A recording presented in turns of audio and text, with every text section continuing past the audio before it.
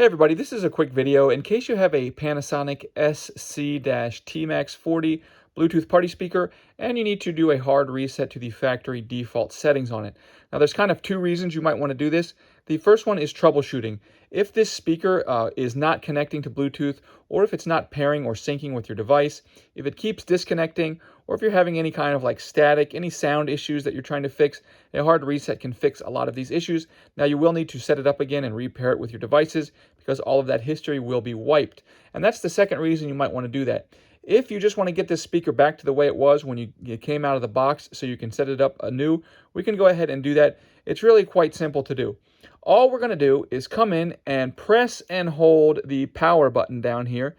And if we press and hold it for several seconds, after a few seconds, the display on the front of the speaker will then show up with the word reset with a question mark on it, all the while we're holding this. And when it comes up with that reset question mark, we're going to continue to hold the power button, and then we're just going to come over and hit the select button. And then once we do that, it will initiate the reset. It will say reset on the screen, and then it will show a bunch of dashes on the screen. The speaker will turn off, and it will be restored to its factory default settings.